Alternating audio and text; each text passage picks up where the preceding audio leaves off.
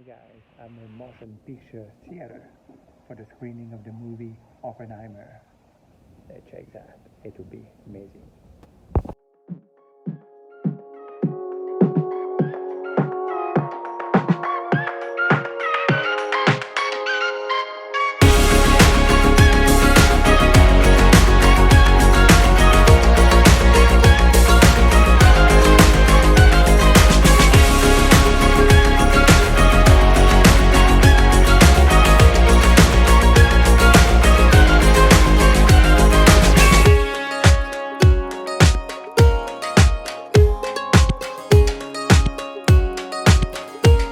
Conversation with the cast of the film you just watched, Oppenheimer. So without further ado, please allow me to welcome to the stage Mr. Robert Downey Jr. Yeah!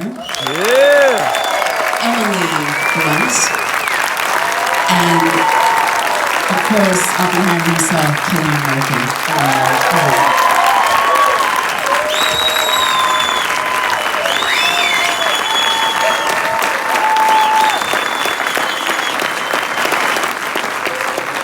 Before we start, I just want to ask everyone to take it easy on Emily tonight. Do it. She had two colas, which are, I guess, Dwayne Johnson's energy drinks. Zoas. And then a margarita. So this is like a speedball. I didn't have two margaritas. She offered me another one and I said no.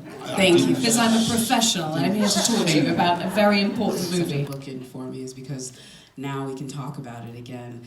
I wanted to ask you though, since you've been away from it, I know you've been back home doing things with the family, have you had a moment to sort of reflect on your time playing Oppenheimer? Because I know at the time it was just this breakneck pace and you were really trying to just be faithful to the script, and I know that... the premiere in London, we did the red carpet, and then, we went on strike, so it was just kind of done very abruptly, and then the movie came out, and then it had this amazing response from audiences, and so many people went to see it, and we were all just kind of texting, kind of in shock. Lots of emojis. So it was. Did you send in your Brinks truck emoji? When y'all are getting close to 1 billion, I bet. Yeah. A chance to see it with like a regular audience, Emily and or Robert. Bloodshot and Nyack.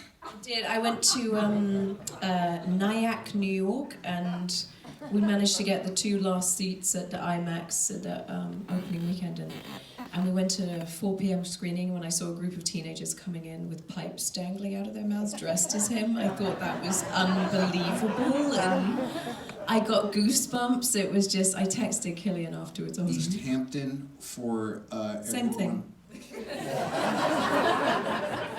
This blows doors off Nyack. And I invited everyone that I thought was out there around this time of year, and everybody RSVP'd, and right before the movie started, I sat down and Paul McCartney was sitting next to me, and I was watching the movie and also just kind of listening to him breathe for 3 hours. Is he a heavy breather? No, but I was attuned to him because, I thought this might never happen again. And it was incredible to see this. I mean, y'all know it just happened to have this communal experience, to see something that is so purely cinematic. It's just exquisite. And what were you trying to sort of convey? Because he's not speaking, but he's saying so much. Well, first of all, we actually shot that scene in Fuller Lodge in Los Alamos, in the real environment that those scientists would have been in and socialized in and hung out in. And remember, we shot there, and you could, Chris did that very deliberately. So, I'm not a superstitious guy, but I do believe in you feel the vibrations in a place, you feel the energy in a room, and there was something about the history of that room. So I remember it wasn't even a full day for that. Remember we did that bit outside first, and then it was like a half a day to do that scene.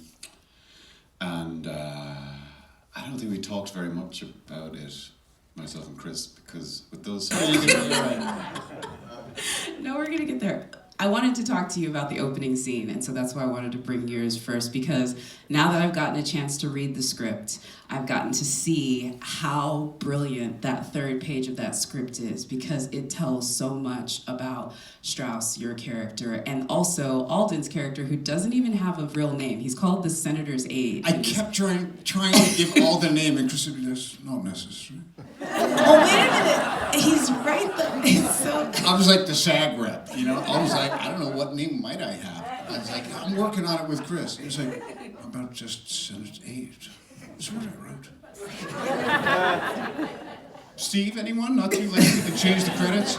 Well, but this is important, though, because I wanted to say his anonymity really adds to that scene. And because the thing I appreciated about it is in that scene, there's one line that's repeated that you first give to him and that he gives back to you right before he ushers you into your butt kicking, and that is, who would want to defend an entire life? Yeah, who wants to defend her?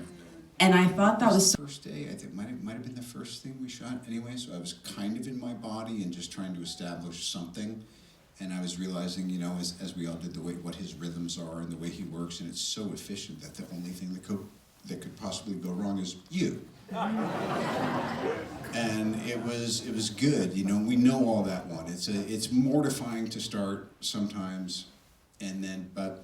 Like my missus always says, you know, once the first clapper goes, half your problems go away, because the anticipation is gone and you're in it. But I'm glad you noticed that first scene, because it is so critical. And great directors know that a character's introduction is the only thing you have to get right.